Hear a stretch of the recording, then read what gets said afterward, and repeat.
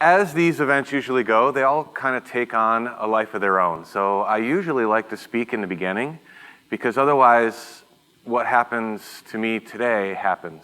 And my talk has changed about a dozen times throughout the course of yesterday and today after hearing so many great speakers. I'm like, oh, I could use that, or I got to remember to mention that. And we've heard so many little nuggets and little tidbits as we've gone that I'm sitting there at the booth today at noon, putting new slides into my PowerPoint, asking Dr. LaMarche if I could change what I was going to talk about today. So we'll try this out and see how it goes. But I want to steal one thing from Dr. Sullivan to start. He started his talk by saying it's a great time to be a chiropractor. And I truthfully believe that. It really is. The science is finally starting to catch up with a lot of what our philosophy has been. So we've got a little bit more support. Dr. Sullivan just shared a whole bunch of it with you. Half of that went over my head too, so don't worry. We'll catch everybody up on T-scores and all of that kind of stuff as well. But it's a great time to be here. What we've been preaching for over 100 years is finally starting to be not proven, but being supported with the current science of today. And I think that's important because science is the currency of healthcare right now. Patients want to hear or see or know that there's evidence, that there's research, that there's support to the care that you're giving them. Another doc earlier today, Dr. Devon, talked a lot about, she loves the science people, but she's definitely the heart person. And I have that person in my life. My lovely wife is definitely our heart, and I'm the head. And I think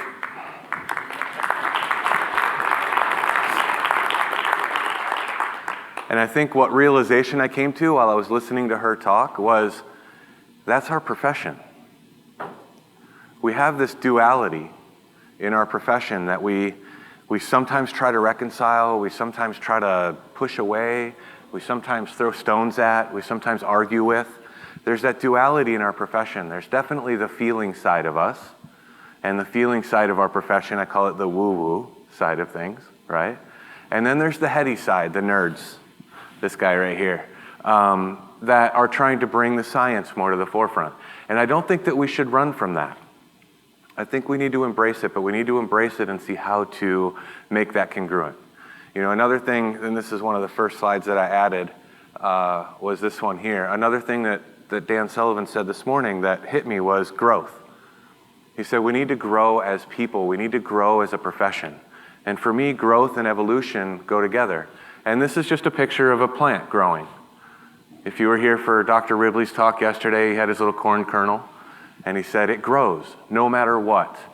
That kernel grows. If you put it in the ground and you water it, you give it good love, you cherish it, like Dr. Hall said, it will grow, and it will grow into a beautiful plant. If it's something that's supposed to yield fruit, it'll yield fruit. If it's a flower, it'll bring beauty to the world. Whatever its job is, it will do if it's cherished, if it's nourished, if it's given some love. And I think right now in our profession, we need to give it some love. Because even though this looks easy and it looks like it just kind of happens, this is a hard process. Growth isn't easy. What we don't see here is that little seedling has to break a hard shell. And then it's got to push through that. And then it's got to dig its way up through the dirt and find sunlight. And then it's got to take that sunlight and convert it into energy. And then use that energy and use water from the earth to grow and to become something else. And to yield fruit or to become a plant. And we're in that position right now with our profession. And we need to show a little more love and a little less anger towards each other. We need to show a little more coming together. But we need a unified message, I think, to do that. And hopefully, science, which is now kind of the currently accepted model or currently accepted language in healthcare, hopefully we can come together around that science because it's finally caught up with us. We've been saying stuff for years that science was like, y'all are crazy. And now, as we'll show here as we go through this, we're probably a little more right than they ever thought. But growth is hard. Growth should happen here, though, in this room. Dr. Hall, who you heard speak yesterday, was one of my mentors and a teacher at school. I was very fortunate to have that. He always said, we need to sharpen our swords, but we need to sharpen them on each other. Because if not, when we go out into the world, someone's going to break it. So don't be offended if I say something up here that kind of rubs you the wrong way, let's talk about it. We shouldn't worry about offending each other. We should be help building each other up and sharpening our swords on each other. Because as Dr. LaMarche said at lunch to finish off the luncheon today, Life University is the protector of chiropractic. Sid Williams was the defender. When you become part of this tribe, you are now the protector of chiropractic. The protector of the word subluxation, the protector of some of these terms, some of these idealistic, vitalistic principles that we take with us throughout our day. And we need to be serious about that. But we need to sharpen our swords. We need to get ready together. We need to use each other. We need to use our resources to build off of this. If you don't want to be a nerd and a geek like me and Stephanie, and Dr. Hall, you're a geek too, find someone who is, that can provide you the research articles. I'd be happy to share. If you want access to my Read Cube with 3,000 articles, have at it. It's a good Saturday afternoon, right? Just crush through articles all day on the couch. Instead of the Netflix subscription. If you have a good frontal lobe, it tells you to turn off Netflix when it says, "Are you still watching?" If you have a bad frontal lobe, you say, "Shut up, Netflix, don't judge me." Shut up, Netflix, don't judge me. So we need to use each other. We need to use our resources. We need to sharpen our swords on each other, because that's our only way to grow. So I love some of these guys are some of my silent mentors. Like I said, science is the currently accepted currency in healthcare. So we've got some weird scientists out there, like me maybe, and some normal scientists. I didn't get any laughs with any of these, huh? I thought at least the alien guy would, right? Science, bro. So we've got to kind of bring some science in. Whether you like it or not, science is what we use to communicate in a lot of settings within healthcare. So we've got to be a little strong on science, or at least know where it is, or at least know where to go for it. So as we're going to talk through some of this, I get the fun job. I don't have to be so nerdy and present a lot of research. I'm going to share some stories with you guys, but we're going to tie them in scientifically of what that means for chiropractic. Genes are either expressed or they're not expressed based on what happens in your environment. Well, through science and through putting some research articles together, we know that the chiropractic adjustment alters this. When you deliver a high velocity, low amplitude thrust, you change genetic expression on a cellular level. When you provide care, well, even if you just put your hands on people and provide care, you're changing their genetic expression. You've heard a couple of doctors up here today and yesterday talk about how a person's different when they get up off your table. They absolutely are. You change them at a cellular level. When you put your hands on them, when you deliver the chiropractic adjustment, you activate or change the early immediate gene response with CFOS and CJUN, and they start creating different proteins and making different parts of their cell than they did before. So not only are they just a little happier or a little more free, they move a little better, they're a little stronger. They are literally a different person when they get off your table. That's pretty cool. And that's only one of the sciences that's helping us. Neuropsychology, this is kind of where I live right now. And as we go through this talk, you'll get a lot more of this one. But neuropsychology is starting to support what we do, or at least recognize movement is life. Well, exercise is actually the #1 cure for depression. The better we move, the more we move, the better and healthier your brain is. So how does that affect chiropractors now? How is our lifestyle? How is that, like Dr. Hall said, 90% lifestyle, 10% with adjustment. How does that now affect how you take that to your patients? How does that now affect their life? Something funny I had a patient in the other day, and our homework for her to do was literally to grab a friend, go for a walk, and just go for a walk for an hour and talk. That's your homework. That's your neuro rehab that I want you to do for a week. And one of the students shadowing was like, "Wait a minute, did you really just prescribe her a walk with a friend?" I said, "Absolutely. That's what's going to help her brain. That's what she needs, because right now, all she's doing is getting inundated with stressful things on a daily basis. That's her outlet. Women need to talk, and Dr. Hall always says this, women need to talk, guys need to throw things around. So we get to go to the gym and throw stuff, and you guys have to go for a walk with your girlfriends and do that. Because my wife knows when she comes home and tries to talk too much to me, I kind of just start to fade a little bit. I love you, honey. But you can talk, and you know it. Physiology. Sometimes all we need to do is just pick up Guyton. We don't necessarily need a whole bunch of research articles to say this does this. There's a lot of physiology in Guyton that's been proven for a long time. We can just utilize some of those principles to show that what we're doing is helping and how it's making a change and how it's making a difference. And we'll talk through some of that too. And then obviously neuroscience, because this is where I like to nerd out, is receptor potentials and changes in gradients and EEG readings and all of that kind of stuff. We know there's brain changes now that happen because of the work that Dr. Sullivan's doing and that Dr. Havik is doing and other researchers. Dr. Hall and Dr. Murphy just did a research project as well. So we know that there's changes in brainwave function. We know we're making changes here. And this is one of my favorite articles here. Because like I said, growth is hard. And this article was a little bit of a growth thing for me, and I think it'll be a growth thing for a lot of you guys too. We're starting to relearn what the cerebellum does. When we were in school, we learned that you test the cerebellum by doing a one-legged stand and maybe touching your nose and doing some of those things, right? If you want to go really in depth, you can do some complex movements and piano keys and all of those types of things. We always thought that cerebellum did balance and coordination. And we're not wrong with that. We had it 20% right. It does balance and coordination for your body, but more importantly, it does balance and coordination for your thoughts, your emotions. So think about that. This does balance and coordination for your movements, and it also does balance and coordination for your thoughts and your emotions. Well, what does bad balance look like for movement? It looks like me doing this. But what does balance and coordination issue look like for your thoughts, for your emotions? It looks like depression, anxiety, schizophrenia, some of those more severe things. And when I finish, I'll talk about how we're going to tie all of this together. Because it's important to know that the chiropractic adjustment affects this area of the nervous system first. So if you can make changes in the function and the health of the cerebellum, we can make changes in a lot of other things. BJ and Dee Dee knew it. They were clearing out jails and clearing out sanitariums in the beginning.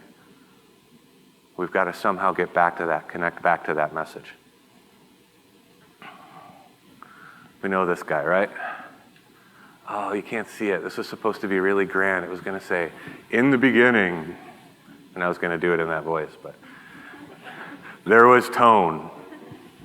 Was I deep enough there? Dee Dee used that term, tone. And to me, this is really important. The first chiropractic adjustment was delivered on Harvey Lillard, and it restored hearing. If you guys have heard me talk before, you've heard this spiel, so I'm sorry, but deal with it. We're going to do it again. So the first chiropractic adjustment adjusted somewhere in the cervical spine, thoracic spine, who knows? Every time I do this talk, somebody runs up to me at the end and tells me a different segment. So for you students in here, which nerve is it that runs from the cervical spine, we'll say it was cervical spine, to the ear and does anything with hearing? Trick question, nobody raise your hand to answer. There isn't one. So how did the adjustment restore some guy's hearing? It's because it changed his tone. That movement, like Dr. Sullivan said, we're changing 1A afferent fibers as they come into the spinal cord, and then that fires up to the brain. Well, then you take in all your sensory information in an area called the PTO, or the posterior portion of your brain, where you take in all of your sensory environment. All of the receptors come here. Well, if you've got subluxations, if you've got segments that aren't moving, that doesn't fire quite as high. It doesn't hum quite as loud. So now you're going to have a breakdown in the way you perceive everything else in your environment. We're in the computer age. You guys have heard GIGO, garbage in, garbage out. If you have garbage signals coming in, you're going to have trouble perceiving everything else too. But more importantly, you're going to have garbage out, meaning you're going to have changes in personality, changes in movement, changes in other things that you do once you process your environment. If you don't process your environment well, you don't react appropriately to it either. So that's where this stuff that we do is really cool. So in the beginning there was tone. The term that we use now for that is central integrated state. So Dr. Sullivan used, I don't remember the term he used, but basically how the brain is functioning or what level of function the brain is using. Central integrated state is the first one. So what we're doing is we're changing the central integrated state. we're changing the way that person perceives the environment. And again, we're changing and altering their early immediate gene response and changing their protein replication or their protein creation. So you're changing somebody now at a neurologic and a cellular level with your chiropractic adjustment. I threw this in here just for fun. When you make that change, Stephanie showed you some areas of the brain that are affected. And we measure that with an EEG, with brain waves. And here's where I'll go into some of my little more fun part of the talk.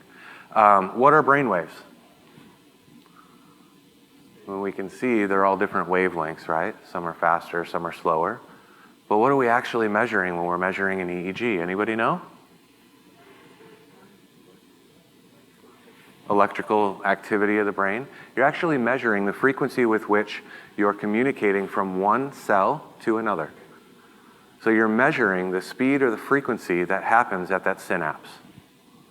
And depending on what frequency that is, it tells us what your brain is doing and how your brain is humming. Because frequency is what carries information.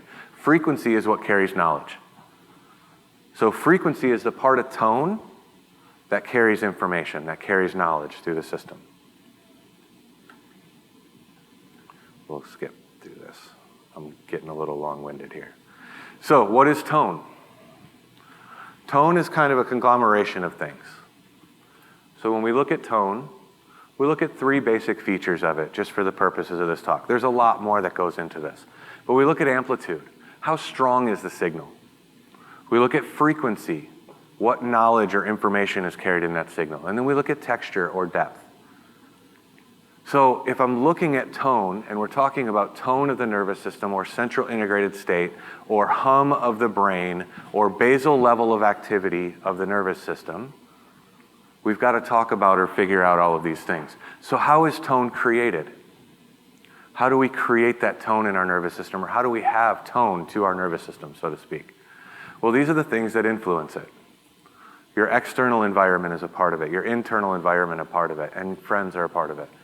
So your external environment, that's your traumas and your toxins that Dee had. He had it right. Dee and BJ had it right with that. Your internal environment is your thoughts.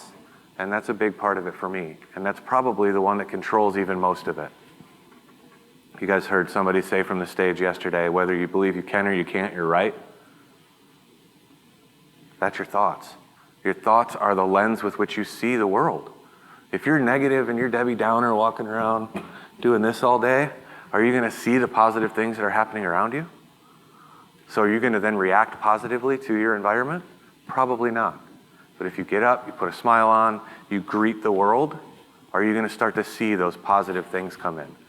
Like Dr. Ridley said, if you put positivity out there, you're going to draw positivity back to you. Dr. LaMarche is probably the greatest example of that I know. That dude never has a bad day, at least from what I see.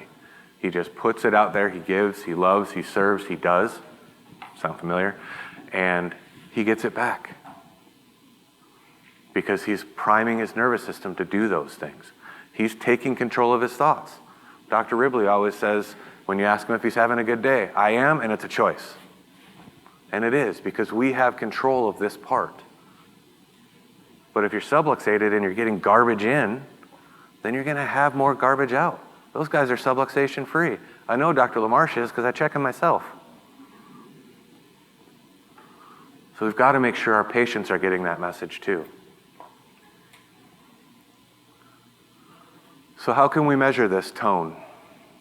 Because we've got some simple tools with which we can do that. Yes, I do always have this in my pocket. For those of you that can't see it from the back or know what it is, this is a pulse ox. This is a real easy way for us to measure tone of the nervous system. And our first little box here is vitals. We need to be measuring these things. Dr. Stephanie said, when you have an adjustment, it changes muscle tone, and she just kind of threw blood pressure in there. Well, how did it affect blood pressure? There's no muscle spindle fiber reaction from the 1A afferents that happens at the spine. So how did it change it? Because you brought the hum of the brain up. You increased the frequency of firing in the cerebellum, which fired forward to that prefrontal cortex, which does decision-making and executive planning. It also does a whole lot more. That's the strong part. That's the part that controls everything. Controls your autonomics, controls your mood. It allows you to plan things. It allows you to see the big picture and realize everything's going to be okay. And it also, through some other mechanisms, controls this. Controls that vagus nerve, right? Not Vegas like we're going to go place some bets, but the vagus nerve that controls your rest and digest part of your system. That's what we're affecting. We're affecting these things, and we need to make sure we're measuring them. So a pulse ox is a real easy way. I always get the question of what is functional neurology? Functional neurology is chiropractic. Chiropractic is functional neurology. The only thing I've ever seen really that differentiates me is the tools I use to measure the effect that I have on the system. But we can all buy a $40 pulse ox and measure this on people. Here's another one. This is actually, so vitals actually comes second on our exam form. This comes first. How many chiros look at posture? Posture is the shadow of the brain. Let's do it real quick. Good brain, bad brain. Good brain, bad brain. Right? You all get it already. We don't have to do any more neuro. There you go. You're all functional neurologists. Your diplomate letter's in the mail. Trust me, it is. We already look at posture. Posture just tells us little tips and things about the brain and how it's functioning. It might give me, when I'm providing my adjustment, a side that I want to focus on more. It might tell me a little bit, if I see posture that doesn't line up with the vitals, it might give me some clues as to what I might need to do with my adjustment or how I might need to affect that in a different way. But we've got to be measuring it first, and the science is supporting these things that we already have an effect on them. We've got to own these and take this forward. This is how we grow. This is the hard part, though, is learning the science behind this. And there's places to go get that learning and that science. Utilize them. But we've got to grow, we've got to evolve, we've got to move into this, because this is what everybody else is talking about. Vitals, posture, these are the things that are killing people. My favorite one, I'll try not to get too far on my soapbox, affect. You heard Dr. Hall say that depression is the #1 disease worldwide, #1 medication prescription. We're all locked into this opioids thing. In my opinion, opioids is all about this. Why are people taking pain meds? Yeah, they're in pain, but we know there's a lot of research out there that says your pain level is directly related to your state of being, your happiness. If you're sad, you're going to feel pain more. Well, guess what? They're going to give you a pill for that, and you're going to get addicted to it, and now you got the opioid crisis. Not to mention 400,000 kids under the age of 1 on antidepressants. So pick which one you want to go after. In my opinion, the drugs and all of those things, they're what we're using to fill holes because we're sad. We're not a happy society, and we could go all day on that, but the reality is we're just disconnected from each other more. That's where that friends part of that equation comes in.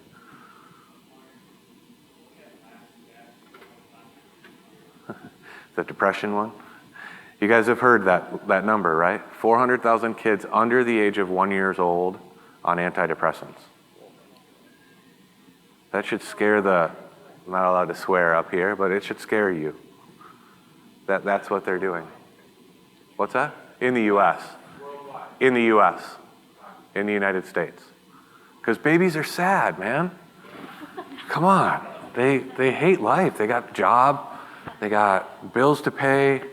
They're sexually active and they're drug users. We know that because we give them the Hep B vaccine, right?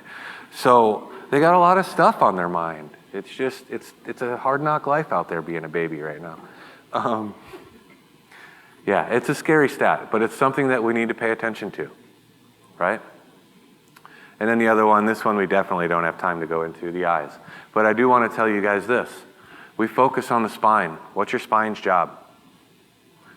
Protection, I always get this. Protection, movement, yes. But there's a whole bunch of movable segments to keep your eyes on the horizon.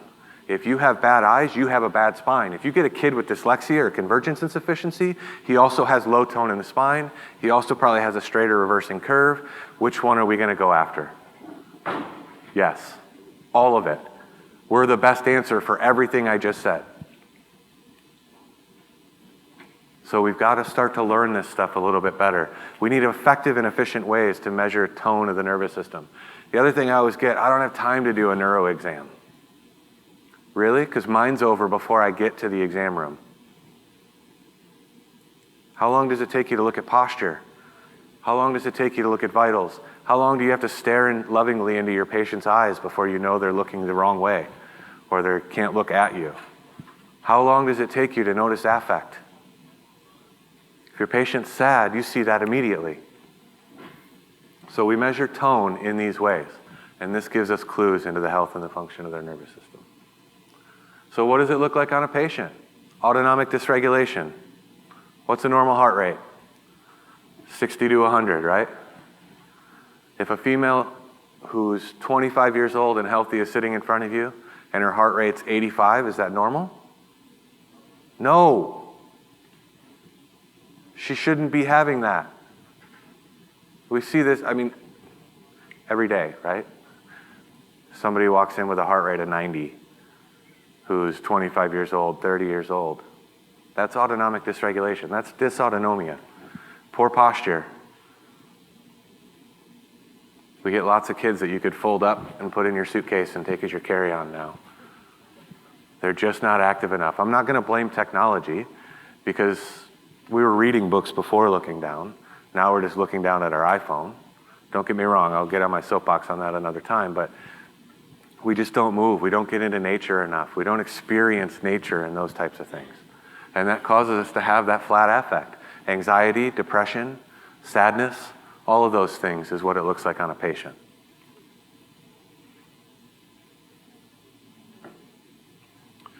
And this is the patient that I want to kind of finish with here. This is Gabe. Anybody ever heard of cyclic vertigo syndrome? So imagine you're 3 years old, or imagine your 3-year-old, wakes up every 8 weeks to the day at 2 a.m. to the hour and throws up until 7 a.m. And then for the next 3 days is so dizzy that he can't get out of bed. As a parent, would you be a little freaked out? As a 3-year-old, do you think you're going to be a little on edge? It's all right, just give him an antidepressant, he'll be good. Literally no options out there for this family. Every time they took him to a doctor, he wasn't in the middle of an episode.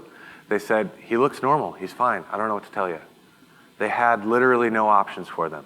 What they told the mom and the dad before they came down to see us, which was a last resort, was, well, we can put a deep brain stimulator in them, or we can put a shunt in. We're not really sure what it'll do, but we think it might help. So wait a minute, you want to drill into, so he started this when he was 3. At the time he came to see us, he was 7. So wait a minute, you want to drill into a 5-year-old's head? Maybe it'll work. And when Dad called us, he said, I don't know what you're going to tell us that everybody else hasn't told us, but my wife really is out of options and she wants to come see you, and so we're coming. But this is because they're coming down in the middle of not having an episode, right? We got them at about the 4-week mark. So when Gabe came down, and I'm out of time, so I'm going to make this quick. When Gabe came down, I told Dad, I said, we measure things differently. We're going to look at his whole body. We're going to measure the tone of his nervous system. And you can see here, I don't know if you can tell the different color lenses he has on. He's got orange glasses. So when Gabe came down, he was a happy 7-year-old when he got to our office. Happy, kind of jumping around, he was vibrant. But one pupil was bigger than the other. His tone was horrible. His posture was horrible. And I told Dad, I'm like, these are the things we look at. His system, his nervous system, his brain isn't functioning well. So we did a whole bunch of really hard, complex exercises. It was really grueling for Gabe. He suffered through, it was tough. On Thursday, because he was there for a week, we saw him 3 times a day for 5 days. And on Thursday, I was talking to Mom that we were gonna wrap up care on Friday and retest him and see kind of where we would go with things and what to expect with the 8-week mark coming up. And Gabe grabs his mom and he goes, Mom, when are we going to start therapy? So I'm kidding that it was grueling. The stuff we were doing, we were making him gargle, we were putting colored lenses on him, we were playing catch with him. But we were doing it in specific ways with adjustments to fire up the frequency of firing in that nervous system to improve his tone so that his brain could handle everything better. So we got to the 8-week mark. They did all of their homework, all of their exercises, and Gabe skipped the first 3 days. Didn't get nauseous, didn't vomit, didn't do any of that. And we got really excited, so Mom gave him waffles, which was his favorite food. But that was against the ketogenic diet that we had him on. The next morning he woke up, threw up, and had a full episode. So we regrouped. We got back together, and we had Mom doing the exercises again. He's in Cleveland. That's why he's got that horrible Ohio State shirt on. See that in the first picture.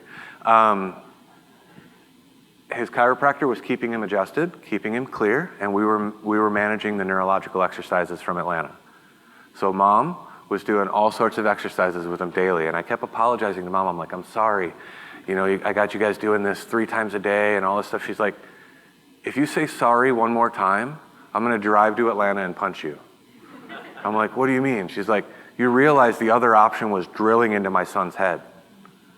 And we just felt helpless for the last 5 years that we could do nothing. You're the first person that even got us through 3 days. So, did all the exercises. Gabe skipped his next episode. And we just now got past the second episode, or should have been episode, with no issues. So these pictures are kind of important to me. The Valentine's Day one, Gabe was supposed to be in bed vomiting instead of making Valentine's Day hearts for his little girlfriend at school. And the second two, I can't grow his teeth back yet because that's a 8-week period, but the second two are Gabe going to school when he was supposed to be having another issue. All because we looked at the tone and looked at the function of his nervous system a little differently, just like chiropractors do. We looked at his posture, we looked at his eyes, we looked at his vitals, we looked at the things that were incongruent, and we gave him some things to improve that tone. Adjustments, exercises, get up, move, go play, throw the football around. All of those things to make improvements. That's what we have. This isn't just about pain or any of those kind of things. This is about improving the lives of Gabe, right? Giving this kid so he doesn't have to worry about every 8 weeks having to miss 3 days of school. So by measuring tone, by looking at the health of and the function of the nervous system maybe a little differently, or just really paying attention to the things you're paying attention to already, we can make some really big and profound changes. Thank you.